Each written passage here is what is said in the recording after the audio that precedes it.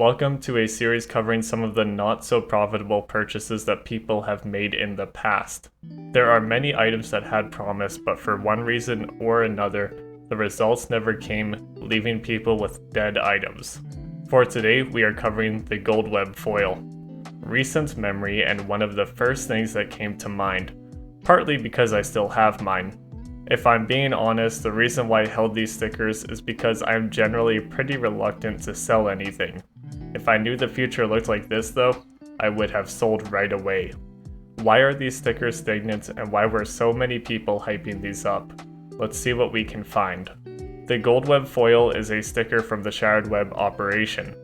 As you completed missions in a battle pass style, you would get items from various different collections. One of these collections was the Shattered Web sticker collection. If you were to complete all of the missions or buy 100 stars, you would receive 8 sticker drops. Generally, for a sticker capsule, your odds for a pink, which would be the foil, would be slightly above 3%. Using the graph I have found, I will be going with 3.23%. And multiplying by 8, assuming you completed all of the challenges, there is essentially a 26% chance you will receive a gold web foil sticker. Now for 100 stars, that percentage isn't anything insane. But there's a problem here. With stars being a purchasable item, bots farming accounts, and software that allows you to run multiple instances of CS making a game with accounts all run by you, and the ease of creating alt accounts with CS being free to play, I think you can see the problem here.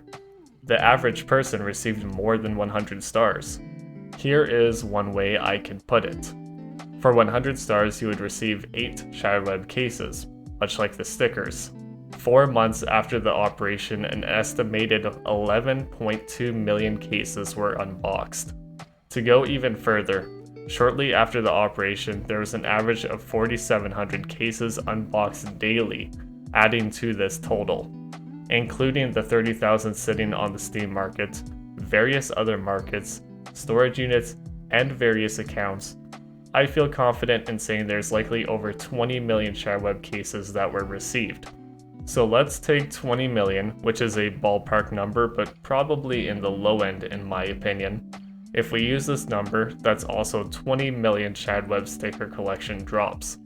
Using our previous percentages for drops, that would be about 660,000 gold web foil stickers. That's a lot of stickers. But every major, there's also a ton of stickers. So why did the gold web foil fall on its face? Well, let's take a look at the sticker itself. The gold web foil is a cool looking sticker. I think most people can agree on that. The foil effect does make it pop, and the purple and gold is flashy, which I would say most people prefer. Does it really meet the criteria of a desirable sticker though? Hollow stickers are generally the preferred choice. Flashy, vibrant, unique colors. Depending on the collection or colors, the hollow effect can be amazing or underwhelming, and the prices usually reflect that.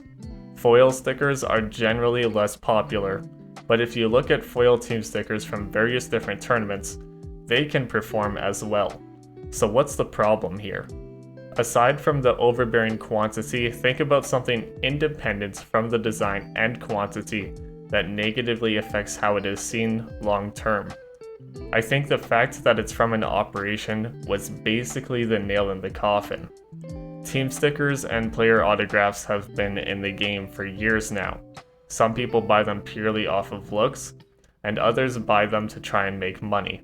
Operation stickers and tournament stickers share this. What they don't share is community support. People can buy an autograph to support a player they like, or a team sticker to support their favorite team. Esports is in the framework of CS. It created the community we have today. So it's no surprise that personal connections to brands or players has an effect on the demand for certain items. That being said, you could point at various exceptions to this rule. Crown Foil, Howling Dawn, Harp of War Hollow, and so on. Crown Foil may not be the rarest, but it's one of the best looking stickers in CS, so no surprise there. And for the Howling Dawn, it piggybacks off of the hype generated by the Howl becoming contraband. For the Harp of War, King on the Field, Wing diffuser. These are ultra rare stickers. Despite the underwhelming looks, collectors allowed the prices to get where they are today. The gold web foil is a pretty cool sticker, but it's hard to make a craft with due to two conflicting colors. And it's just cool. There's nothing amazing about it. One day, if CS is still alive, it may become rare enough to be in the same position as the previous stickers I mentioned, but we may be a decade away from that day with the current crafting rate. Operation stickers were a new thing, and I don't blame people for giving them a shot. I never bought any, but I still have all of the stickers I farmed with my alt accounts.